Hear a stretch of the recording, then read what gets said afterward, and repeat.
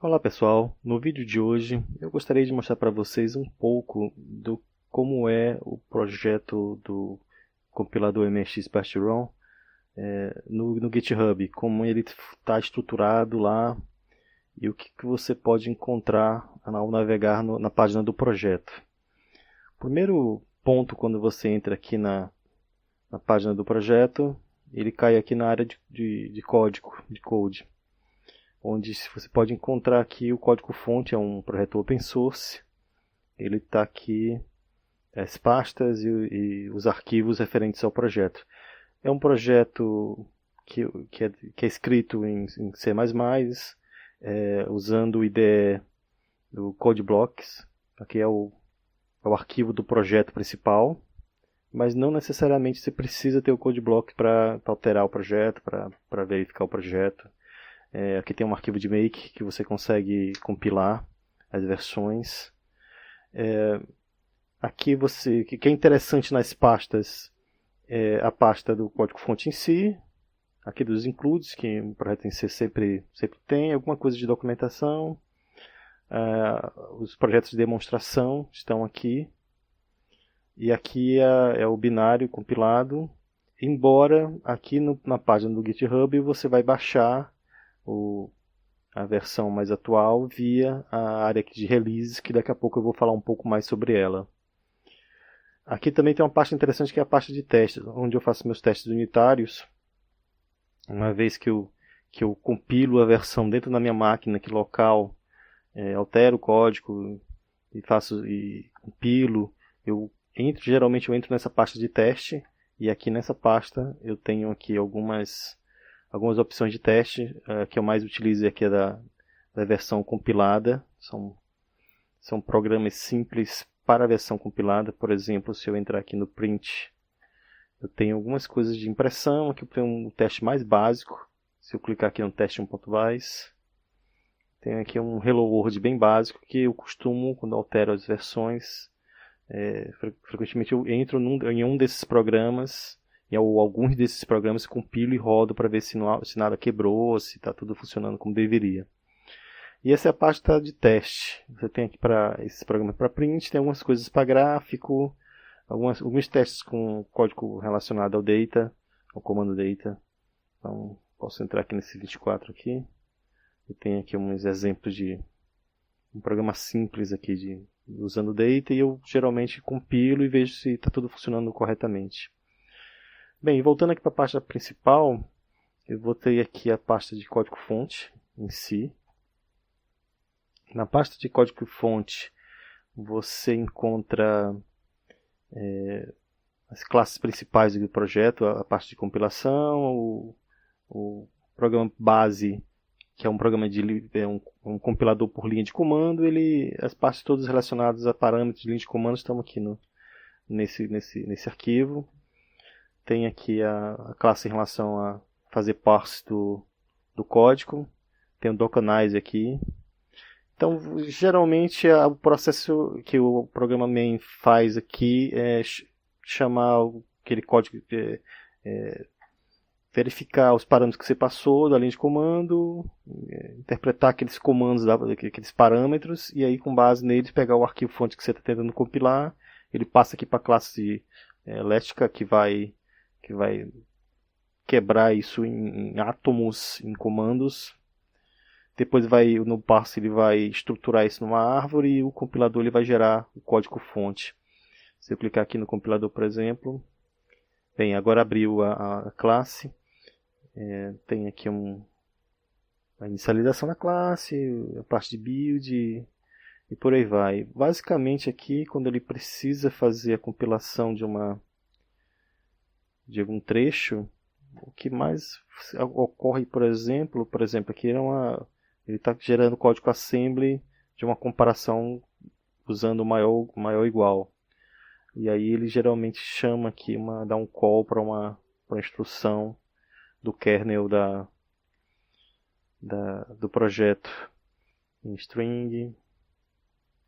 Veja que ele vai adicionando aqui o código binário da assembly para a chamada daquela função.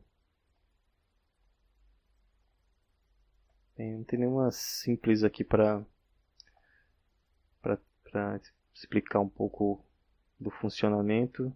Também não vem ao caso aqui, tem muito código C misturado com assembly aqui do Z80, não é o caso aqui para entrar em detalhes, mas, por exemplo, aqui ele pega o parâmetro para a função collision, que é uma função nova que eu criei. Esse parâmetro é do tipo inteiro numérico, e aí ele faz um call aqui, ele adiciona um comando de call para aquela função lá no kernel, para aquele endereço da função no kernel. Então é uma coisa mais ou menos assim. Função time aqui, onde ele pega o endereço, ele carrega para o registrador o endereço aqui do time do hardware. Então, e aí ele adiciona esse comando diretamente, escreve lá no assembly do programa. Vamos voltar aqui para a lista de programas. Bem, aqui tem um código-fonte que gera realmente o arquivo ROM. O arquivo ROM ele vai pegar tudo que foi compilado lá, o código binário, e vai encapsular no arquivo ROM. Esse aqui está a classe. Bem, mas isso aqui é a parte de código. Aqui na parte de código você pode inclusive ver a história aqui, o histórico do que foi alterado e por aí vai. O que eu andei mexendo. Se você clicar aqui em History, ele mostra aqui o que eu andei mexendo. Se eu clicar em um desses commits aqui, que esse aqui é um servidor de versionamento, o GitHub ele guarda versões do seu código-fonte.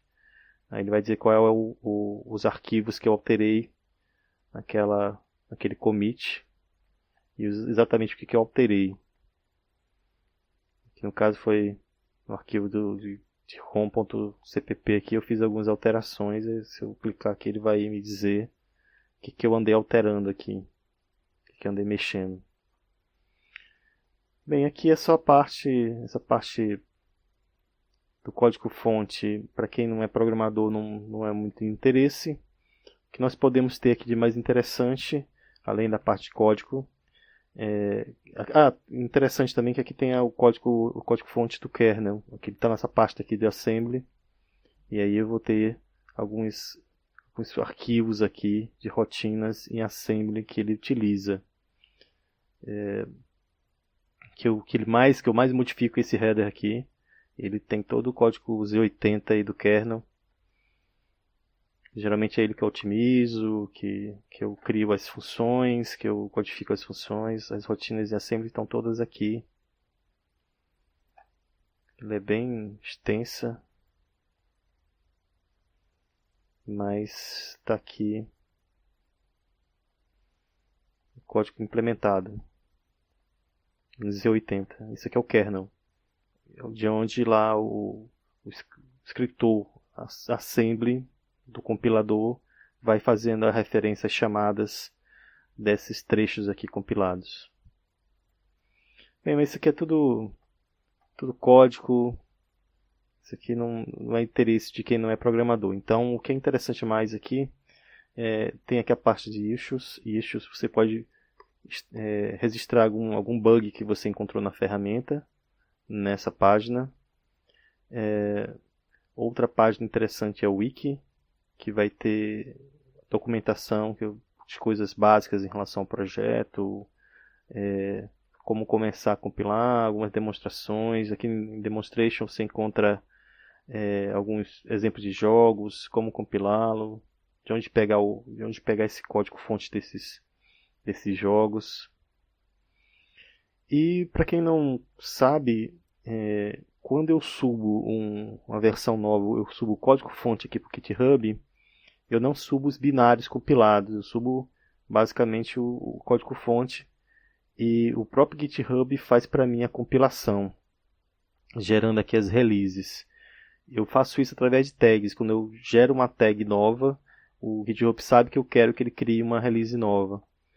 E aí ele roda isso através aqui dessa área chamada Actions. No Actions ele tem aqui todas as releases que eu mandei ele compilar. Eu mandei ele pegar o código-fonte e compilar. Se eu entrar aqui nessa aqui, por exemplo, ele vai ter aqui embaixo mostrando que ele faz a build para Linux, para Mac, para Windows 32 bits, para Windows 64 bits, e aí gera o arquivo lá encapsulado de release.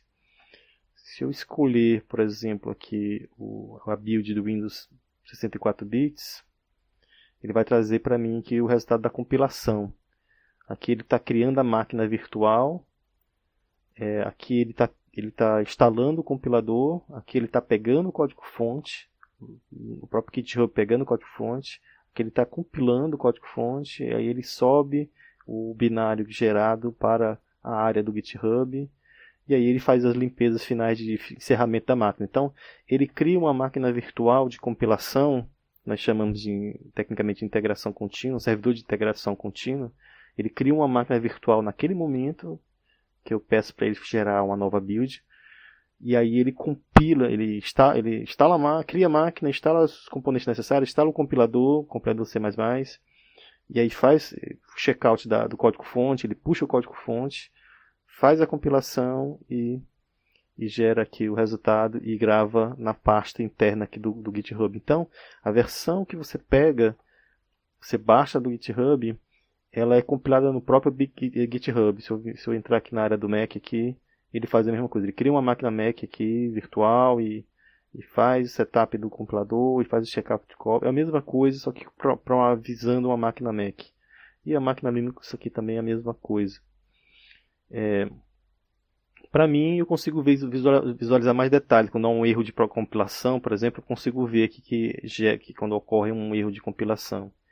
Mas isso aqui é interessante, esse servidor de integração contínua aqui do GitHub. É uma segurança a mais para quem usa o projeto, porque o binário é gerado lá nos servidores do GitHub com base no código-fonte.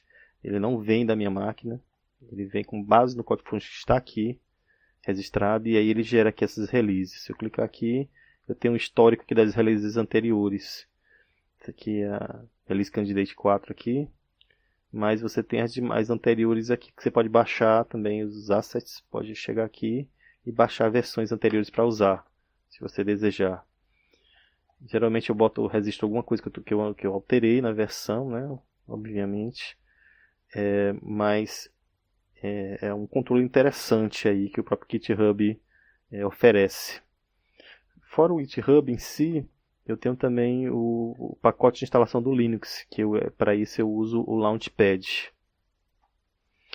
Aqui a página do Launchpad. Geralmente, quando eu atualizo o código-fonte lá no GitHub, eu venho aqui no Launchpad e peço para ele fazer um checkout do código que está lá. Então ele puxa o código de lá, eu acesso aqui a página, peço para ele fazer o checkout e em seguida eu peço para ele fazer a build, gerar a build aqui, o pacote de instalação. Por que eu gero uma segunda pacote de compilação no Launchpad aqui para o projeto? Porque o Launchpad ele libera um pacote de instalação que você consegue atualizar automaticamente máquinas Linux. Máquinas Linux que estiverem conectadas ao pacote de instalação, ao PPA, usando esses comandos que estão aqui. Se você usar esses comandos, toda vez que eu atualizar o projeto, mandar gerar um novo binário para Linux, a sua máquina será atualizada automaticamente, como se fosse um Windows Update, só que para o mundo Linux. Isso é interessante porque aqui também no Launchpad ele também tem um servidor de integração contínua, quer dizer, a compilação, o binário que é gerado lá para você no Linux também não vem diretamente da minha máquina.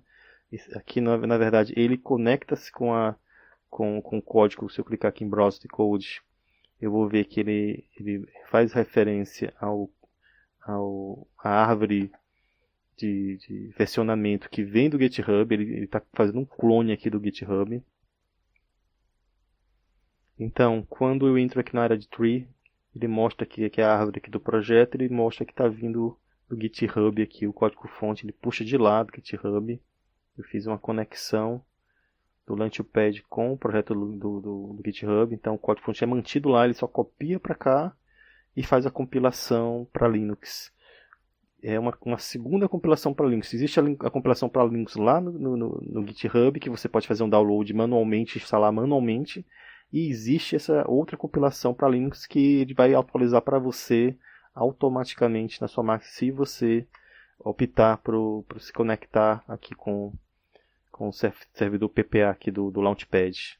Então é uma outra alternativa aí para quem quer estar atualizado com o projeto e não ter o trabalho de estar baixando a versão mais nova sempre. E toda vez que sair uma versão mais nova, você vai ser avisado automaticamente no Linux quando você utiliza aqui o PPA. Bem, pessoal, voltando aqui para o GitHub.